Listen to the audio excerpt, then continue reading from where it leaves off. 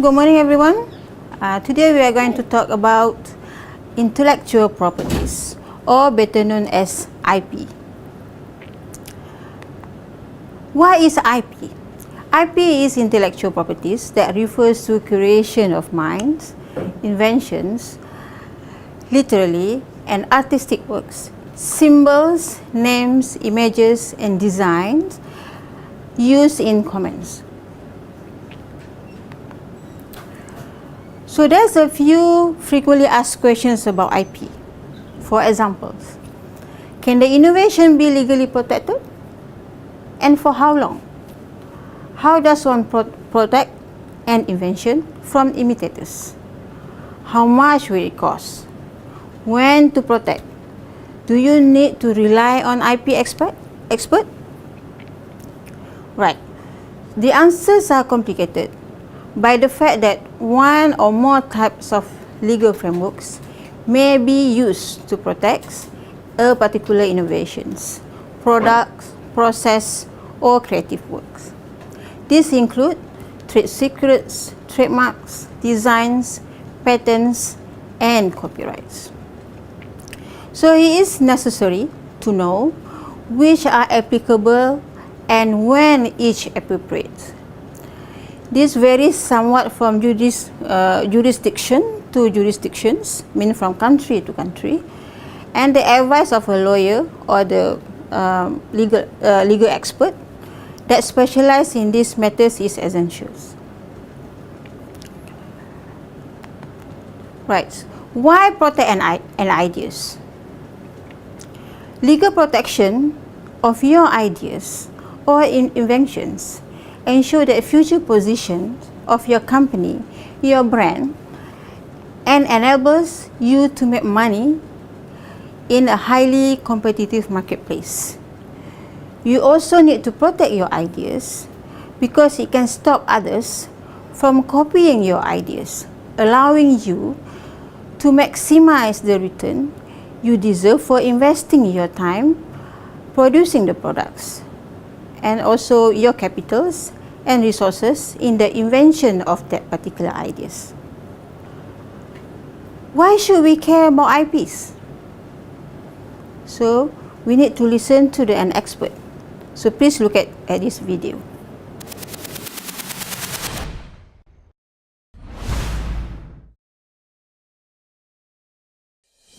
What is intellectual property and why do I care is something that I get asked all the time. After I finish explaining what intellectual property is, a lot of people just right away they say, hey, I've got ideas, but I don't have any intellectual property. So intellectual property is more than ideas. Intellectual property is trademarks, copyrights, trade secrets, and patents. Most people have heard of patents, but just an idea by itself is not a patent, is not a trademark, is not a copyright. Your ideas might be secrets, so you need to keep them secret until you can figure out what they are. So why do you care? Because companies' values, projects' values, inventions' values are in that intellectual property. Most companies in the US and the EU have almost half of their value. So if you look at something like Coca-Cola, their market value is $100 billion. But then if you looked on their actual hard assets on their balance sheet, what they actually have paid for, owned, sitting right there on their balance sheet, that's about 40 billion. That difference is their brand, their trademarks, their goodwill, their intangibles. It's their intellectual property. So that's why you should care about intellectual property, because it is very, very valuable. So what you need to do is you need to figure out what your intellectual property is so you don't lose it. We have lots of examples of people toiling away. You might work for company X and on the side you're coming up with this great idea, this great invention, only to find out later, oh wait, I don't own that. I actually signed an employment contract with company X that said that anything that I invented, they owned. So people will lose their intellectual property if they don't understand what it is. And so you need to care because You don't want to lose something that you work for a couple of years on. The other side is you need to know what intellectual property is because you might be accidentally infringing on someone else's intellectual property. For example, you create a crowdfunding campaign, you go out and you grab a song off the internet and you've put it in the background of your video. Cool video. Potential infringement suit. And if you grab clips from movies, for those of you who watch right at the end, there is a basic warning that tells you that a copyright violation, if you're charged, is $250,000 a violation. Nobody wants to do that. So you need to make sure that you understand intellectual property, because it's not just Apple and Samsung who are arguing over this. It's in everybody's business. So make sure that you know what intellectual property is and get informed so that you can keep your company's value.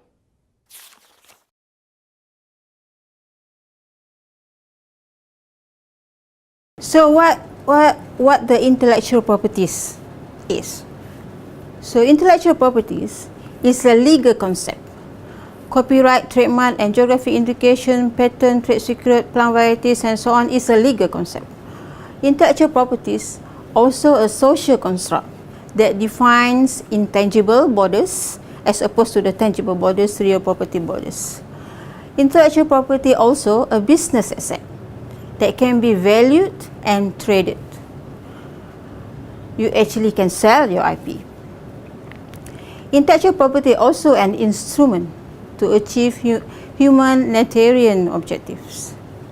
And intellectual property also a policy tool to foster investment in innovations.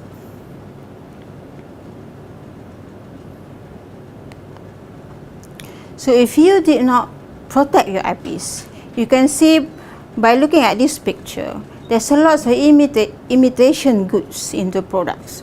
So if you did not protect your creations, it will become like one of these. The fake is a new real. Right.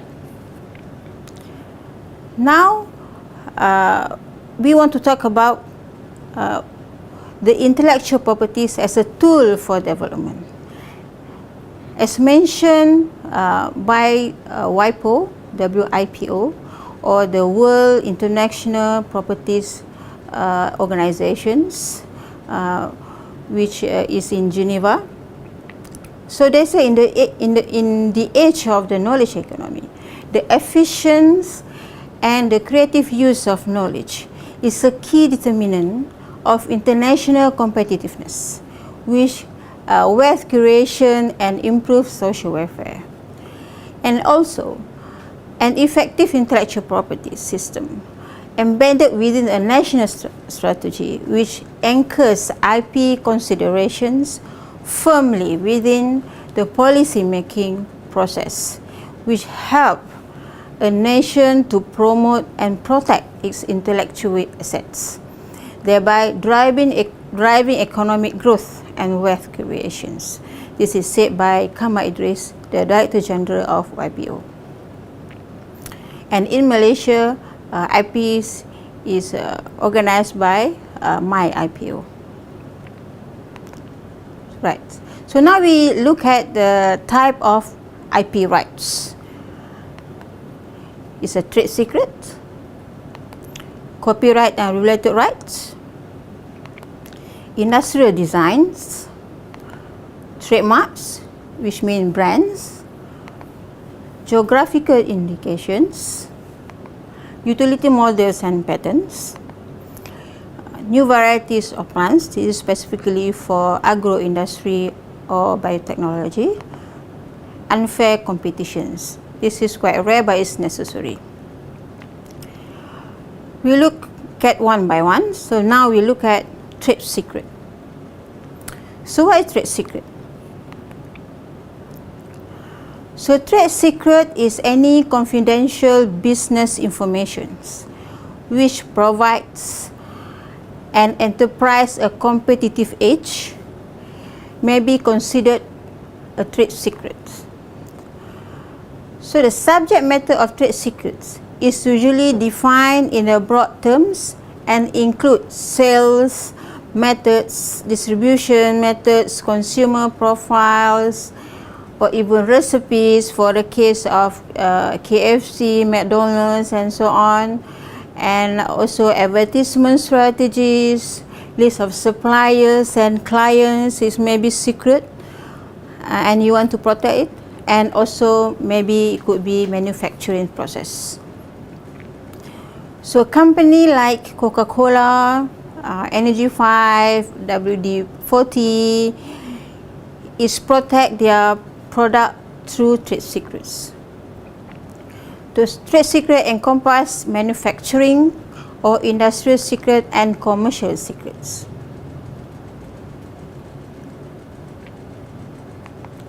Now we look at trademark. This is a very common one.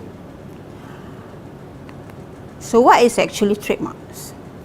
Trademark is a trademark or design or sign which distinguishes its goods and services from one trader to another.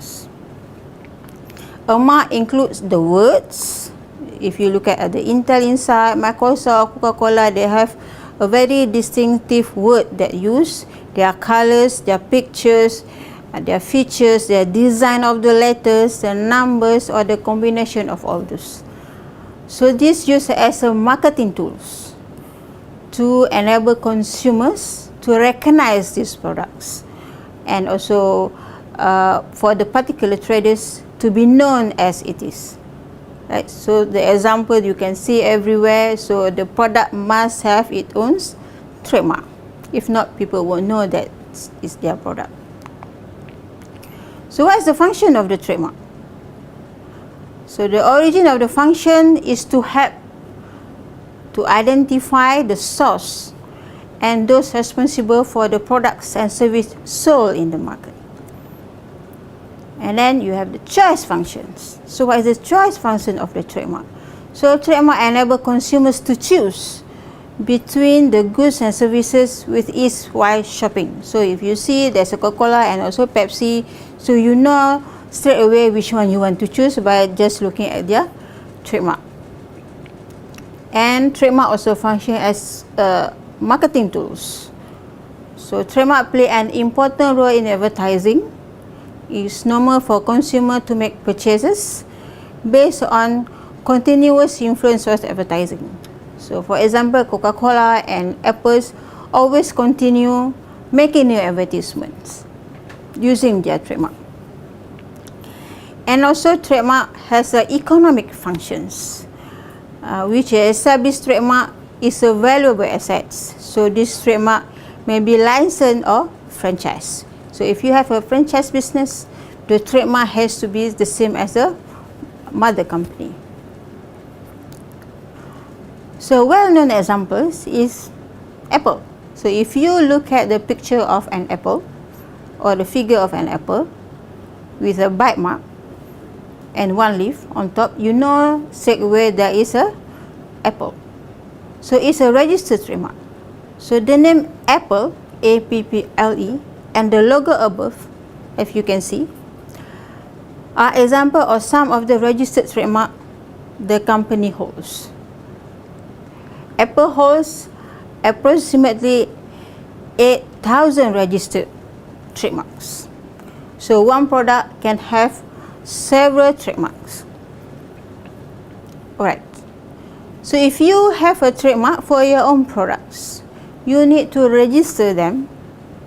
So you can put R registered trademark next to your logo or your name or whatever the figure that you use for trademark. So the trademark registration provide for, one is exclusive rights. So registered trademarks, owners have exclusive rights to use their mark in trading, right? So they also have the right to take legal actions for infringement under the trademark law against others to use their trademark, okay, without consent. So they can either take civil actions or lodge a complaint to enforcement division for appropriate action under the Trade Description Act 1972 in the Malaysian Trademark Act, right? And also, the trademark have to be registered for legal evidence. So the registration certificate issued by Registrar Office is a prima facie evidence for trademark ownerships. So if you don't register, you don't have the ownership of the trademark. So a certificate of registration serves as an important document to establish the ownership of goods exported to other countries. Okay, now we look at another protection for IP, which is geographical indications. So what is geographical indications? So geographical indications, or often known as GI, is a sign used on products that have a specific geographical origins and process qualities for a reputations that are due to that origins, right? So the quality of the product is specifically referred to the region. All right. So in order to function as a GI, a sign must identify a product as originating in a given place. In addition, qualities, characteristics, or reputations of the product should be essentially due to the place of origin. Since the qualities depends on the geographical place of productions, there is a clear link between the product and its original place of productions. There may be a history behind, there may be somebody from that region that produced that kind of product. So there must be a clear link between the product and the place of the production. So that only we can call it geographical indications. So for example, you have Darjeeling tea. So you have Cornish pastry, that is from Cornish, and also for Malaysian you have Terengganu Kopo Leko, who is originally from Terengganu, and everybody knows if the Kopo Leko from Terengganu has a very distinct taste. So next we look at copyright. So what is copyright? So copyright is an exclusive right given to the owner of a copyright for a specific period. Copyright protection in Malaysia is governed by the Copyright Act 1987. Right. There is no system of registration for copyright in Malaysia yet, and a work that is eligible protected under the copyright must fulfill the following conditions. So first one, sufficient effort has been expected to make the work originally in characters. So the work has been written down, recorded, or produced in a material form. It's not just an idea, it's not just in the head, but it's already written and transformed or recorded in some form. It's material form. And also, the author of the copyright is qualified person of that particular work. If it's Malaysia, it's made in Malaysia, or what is first published in Malaysia. So what are the works that are eligible for the copyright protections? So it's involved literary work, musical work, artistic work, films, sounds, recordings, broadcasting, or derivative works, and also computer programs. For example, Apple, if you can see, if you have an iPhone or any other products, you may see there's a indication there, copyright for what time, what year, and what company. So for example, for Apple, copyright Apple 4, copyright 2012, by Apple Inc. and all right reserved to the Apple Inc. corporations. We look at industrial design. What is industrial design? Industrial design is the ornamental or aesthetic aspect of an article. The design may consist of a three-dimensional features such as the shape of the configuration of an article, or two-dimensional features such as pattern and ornamentations. The design features must be applied to an article by any industrial process or means of which the features in the finished article appeal to eye. So, what right does a registered design confer? Right? So, a registered design confers the owner of registered design the exclusive right to make, import, or sell, or hire out of any article to which the design has been applied. Other users should obtain the permission or consent of the rightful owner before using the design. The owner of registered design has the right to take legal actions if any party or anybody use that particular design without their consent. Now we look at patents. What is patent? Patents is the most popular IPs, right? So what is actually patent means? Patent is an exclusive right granted for an invention, which is a product or process that provides a new way of doing something or offers a new technical solution to a problem. Beside patents, there's also a utility innovations, which is the extension of the original patents. So what is utility innovations? So utility innovation is an exclusive right granted for a minor inventions which does not require to satisfy the test of inventiveness as required for a patent. Right. So why you have to protect the patents?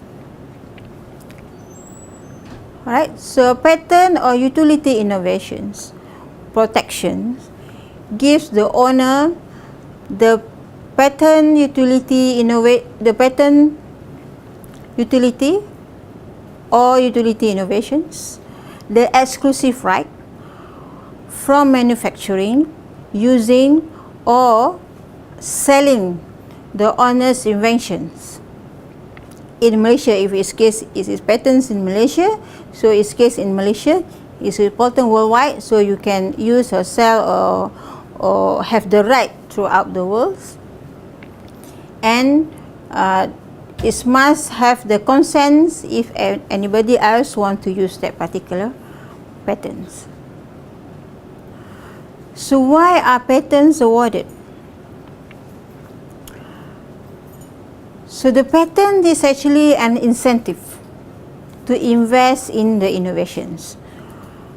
So in a way of producing an innovations, so an invention may occur without monetary incentive due to human curiosity and others, but an innovations or invention requires investment.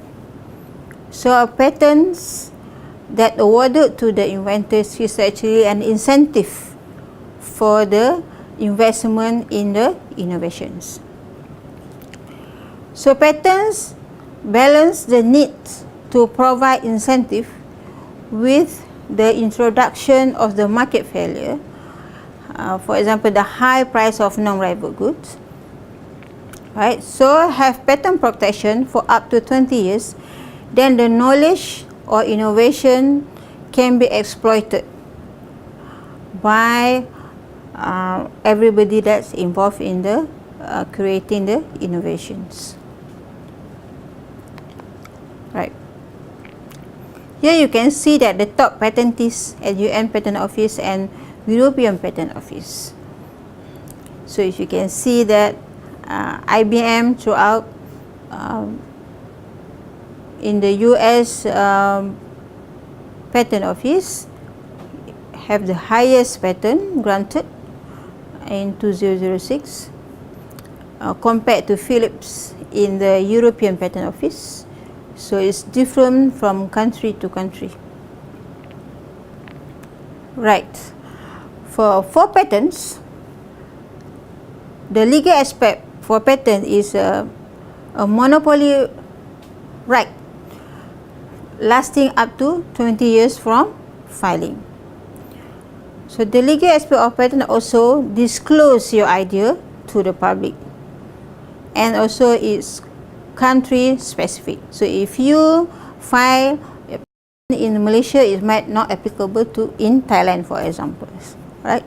So the patent paper aspect is actually a description of a technical ideas, a definition of what cannot be done by others, or the names of the inventors. So in patent, there's also a social bargains. So the state grants a monopoly right, but you disclose your idea to the world. Means you protect, but you disclose, so people will know what you are doing and so on. So the exclusivity in a defined technical area. So chance to recoup with your invention. So it gives you a chance to recoup with your investment. So in return, you pay some fees to the state, and hopefully it will stimulate some others innovations. So what are the innovations or inventions that are patentable? It's nearly anything technical can be patented. For example, products. It could be molecules, it could be materials, it could be new compositions. For apparatus, it could be for making the apparatus, it could be purifying, it could be extracting, and anything else. For methods, it could be synthetic methodology, it could be process step, it could be treatments, and so on. For users, it could be used as a drug, used as a pain, used as anything else that you can think of. But it must be new, which is novel. It's not obvious, which is involved and inventive steps. It's not just a common step or methods. And also capable of industrial applications. So if you have a very innovative products, but it's not useful in the industrial application, it's not patented, right? So now we look at what is the mean of novelty and disclosure. So anything that made available, you mean disclosed, to the public anywhere. For example, the prior arts. So you can find anything during the prior arts. Published document, posters or lectures, that means you disclose your inventions. So in order to anticipate the claim of all features must be in a single document, lecture or posters. If you want a little bit of the disclosure in various forms, is not considered as a disclosure. So disclosure of an invention, so the invention must not have been made available to the public in any way, anytime, anywhere, because this is very important. If you already disclose your products or your invention, you cannot be patent your products. So this can be gathered against tough imposing a CDA that we call it.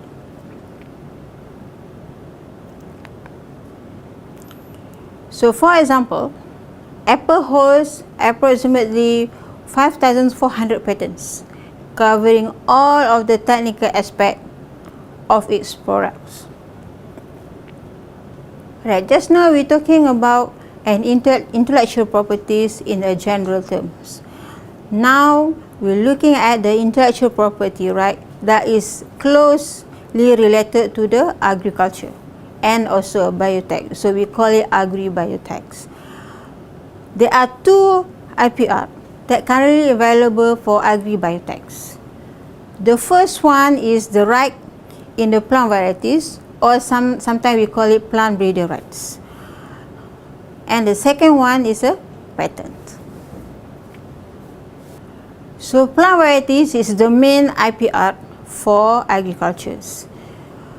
So it started in the mid-1960s when a few countries, for example Germans and US, gave the right to the plant protections because of the pressure from the plant breeders industries. Alright, so there's an International Union for Protection of New Plant Varieties, short terms UPOV, UPOV, was formed in 1961. So initially, UPOV gives protection to at least 24 genera or plant species protections. But then from 1991, all genera and species can be protected under the plant varieties. So what is the items that fall under plant varieties? The plant varieties is protected under UPOV if it is a distinct, is a new one, uniform and stable. So we call it DUS, and satisfies a novelty requirement. Novelty and inventiveness are more leniently to novelty under patent law, but are more lenient applied in comparison to patent rules. So satisfaction of the DUS criteria is conducted by the national authorities responsible, usually by growing the varieties over at least 2 seasons. So if you have a plant varieties but only can be grown only one round or one season, is cannot be protected under plant varieties. There are also an important requirement that the variety be maintained throughout the duration of the protections. Is, for example, if the protection is last for 20 years, so the varieties of the new varieties has to be maintained throughout that 20 or 30 years. So the granted of plant varieties right confers an exclusive right on the holders, including first, the exclusive right to sell the productive materials, for example seed, cutting or the whole plants. The second one, the exclusive right to the holder of the plant varieties to the harvested materials.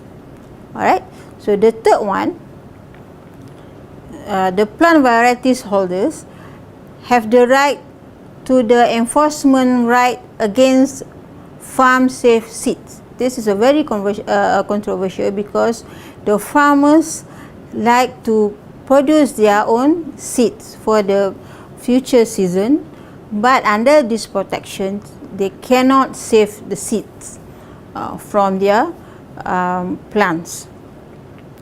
And the right do not extend to consumption material, and the right do not extend to the consumption material, for example fruits, seed grown for milling flour and so on.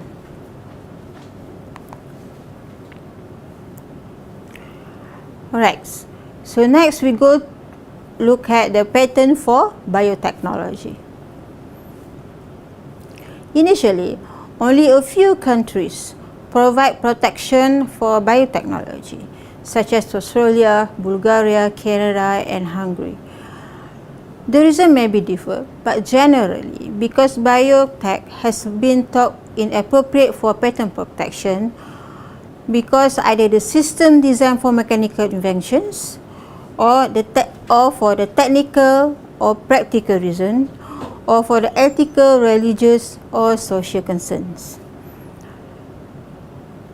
Grant of patent for biotechnology rights confers exclusive rights same as other patents. There are 3 international IP treaties that which are important for the protection of the biotechnology. Right, the first one is the Paris Convention for the Protection of Industrial Properties, or we call it the Paris Conventions. The second one is the Budapest Treaty on the international recognition of the deposit of microorganisms for the purpose of patent procedure, or we call it the Deposit Treaty. And the last one is the important international treaties for biotechnology protection is the Patent Cooperation Treaties, or in short we call it PCT.